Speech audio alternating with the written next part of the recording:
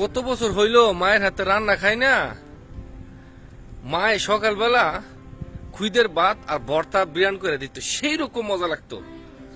কত বছর হইলো ভাই খাই না। রুটি, চা, বিস্কুট, পরোটা খাই, এগুলা খাইয়া বিত্তে জ্বালাই লিছি। এটার নামই ভাই বিদেশ, বুঝছেন। অনেক বছর ধরে খাই না। আমার তো ভাই 13 বছর চলতেছে, আমি 13 বছর ধরে মায়ের হাতে রান্না খাই না। আপনি কই বছর ধরে খান না বলবেন, আর বাকি কত বছর খাইতেইব তাও জানি না। এই প্রবাস জীবনের খানা। তবে একটা কি জানেন ভাই, মায়ের হাতের রান্নার মজা একটা সেই রকম। এটা আমার মতো না, সকল প্রবাসীরাই জানে।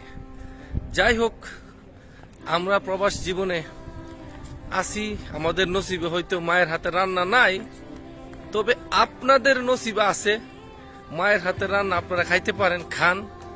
আর যারা প্রবাস জীবনে আসতে চান, আসতে পারেন, মায়ের হাতের রান্না বেশি করে খেয়ে আসেন।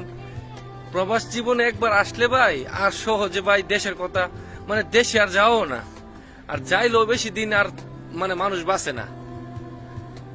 সংগ্রাম করতে করতে ভাই প্রবাস জীবনে থেকে এই সংগ্রামের শেষ পর্যায়ে আমরা বাড়ি যাই ভাই। আমরা হচ্ছে সংগ্রামী ভাই। রেমিটেন্স যোদ্ধা বলে না, আমরা হচ্ছে রেমিটেন্স যোদ্ধা ভাই। আমরা যুদ্ধ করি। খুব মনে পড়ে ও মায়ের হাতের রান্না। সকালবেলা খুইদের ভাত ভর্তা, দুপুরবেলা ভাত দিত, আর চিলাচিলি করতো, খাস আর কাম নাই, ঘোরাঘুরি করস।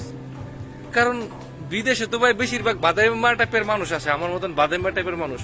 এই যে বাড়িতে ঘোরাঘুরি, সারাদিন খেলাধুলা, তারপরে আবার দুপুরে ভাত খাওয়ার সময় মা চিলাচিলি করে রাত্রে খাওয়ার সময় চিলাচিলি করে কাম করস না, খালি গুরস আর খাস। হাই রে বিদেশ, সব শেষ করে দিছে ভাই। বিদেশ মানে সব শেষ, কিচ্ছু নাই ভাই, সব শেষ করে দিছে।